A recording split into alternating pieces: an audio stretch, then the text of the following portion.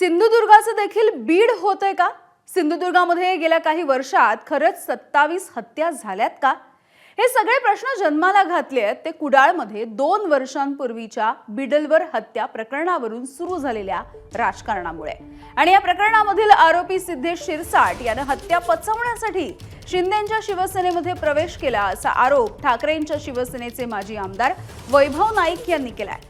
तसंच नारायण राणेंचे पुत्र आणि शिंदेंच्या शिवसेनेचे आमदार झालेले निलेश राणे हे आरोपींना वाचवतायत असाही आरोप नाईकांचा आहे। दरम्यान कोकणामध्ये 27 खून झालेत आणि यामधले 9 खून हे शिवसैनिकांचे झाले असाही खळबळजनक असा दावा संजय राऊतांचा आहे। मात्र हत्या झालेले 9 शिवसैनिक कोण या प्रश्नाचं उत्तर वैभव नाईक यांना देता आलेलं नाही आहे।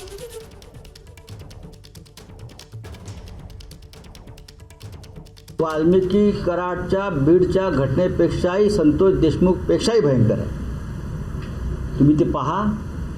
आम्ही त्याच्यावरती उद्या चर्चा करणार आहोत माननीय उद्धव साहेबांशी आणि कदाचित आम्हाला सगळ्यांना कोकणात त्यासाठी दौरा करावा लागेल। त्याच पद्धतीनं एक निर्घृण खून झालेला आहे। आतापर्यंत त्या जिल्ह्यामध्ये 27 खून झालेले आहेत। त्याच्यामध्ये 9 खून आमच्या शिवसैनिकांचे आहेत,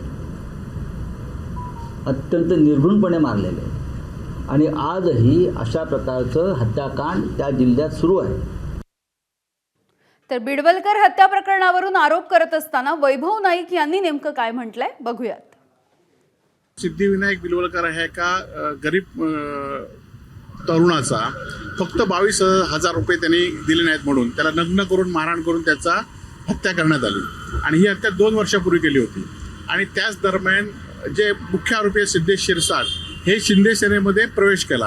हा खून पसला पाहिजे म्हणून तो तिथले स्थानिक आमदार सध्याचे निलेश राणे यांच्याबरोबर कार्यरत होता, आज पण कार्यरत होता आणि त्याला ते वाचवण्याचा प्रयत्न करत आहेत। बिडवलकरला च्या हत्येतील हा सिद्धेश शिरसाट आणि त्याच्यावर असलेल्या सहकार्य वाचवण्यासाठी ह्यांनी कोणाकोणाला फोन केले याची माहिती पोलिसांनी घेतली पाहिजे। तर ह्या सगळ्या गुन्ह्यांना 2-2 वर्षापासून कोण मागे घालत होते, त्याचा आका कोण आहे हे राज्याच्या गृहमंत्र्यांनी शोधलं पाहिजे अशी आमची मागणी आहे। आता हे प्रकरण आता बीडपेक्षा सिंधुदुर्ग जिल्ह्याचे प्रकरण हेच आहे।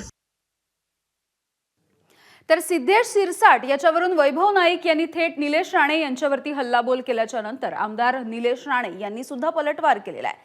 सिद्धेश शिरसाट हा सुरुवातीला वैभव नाईक यांच्या सोबत होता आणि त्यामुळे पोलिसांनी वैभव नाईकची सुद्धा चौकशी करावी अशी मागणी नितेश राणे यांनी केली आहे। तसंच सिंधुदुर्ग जिल्ह्याची बदनामी करू नये असं म्हणत एकनाथ शिंदेंची बदनामी आम्ही सहन करणार नाही असा इशारा सुद्धा निलेश राणेंनी दिलाय। जेव्हा ही मर्डर केस घडली, जेव्हा 2 वर्षापूर्वीपासून ही केस पेपरामध्ये येते, तर 2 वर्षापूर्वी सिद्धेश शिरसाट तो उबाटामध्येच होता, वैभव नाईकांबरोबरच होता। उलट वैभव नाईकांनी सांगितलं पाहिजे बॉडी कुठे आहे।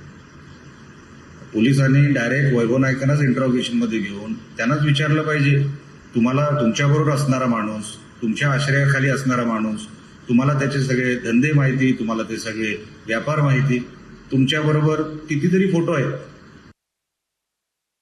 तर सिद्धिविनायक बिडवलकर यांच्या हत्येचा हा सगळा घटनाक्रम नेमका कसा घडलेला आहे बघूयात।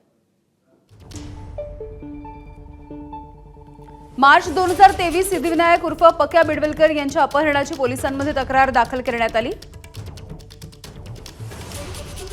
9 एप्रिल 2025 जीवे मारण्याच्या उद्देशाने अपहरण झाल्याची तक्रार दाखल। निवती पोलीस आणि कुडाळ पोलिसांकडून याचा तपास सुरू झाला।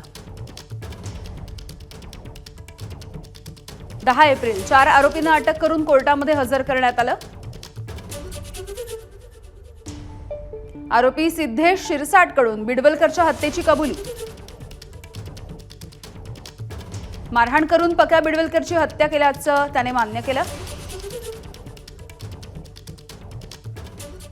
मृत सिद्धिविनायक बिडवलकरच्या मामीने मारेकर यांना फाशीची शिक्षा द्यावी अशी मागणी केली आहे। पक्याक नेताना मी इथे नाही होतय आणि मी आल्यावर त्यांनी मला हिना सांगितलं शशिकलाने काय म्हणजे अशा का इतके 14 नेले आणि त्यांनी घेऊन गेले। म्हणजे त्यांनी आपल्या भाषेत सांगितले, पण मी माझ्या भाषेत सांगते ते 14 होते म्हणून। मग त्यांनी मला सांगितल्यानंतर मग ते 2 वर्ष झाली तो काय येऊ ना, आम्ही गणपती तुझी वाट बघायचो। परत काल पाडव्या पण वाट बघितली तरी पण नाही। मग आम्ही त्यांची ती चौकशी केली तर सिद्धार्थ ते कोणते हॉटेलवाले त्यांनी काय काय लोकांका पैसे दिले म्हणजे त्यांचा तोंडा बंद करूसाठी.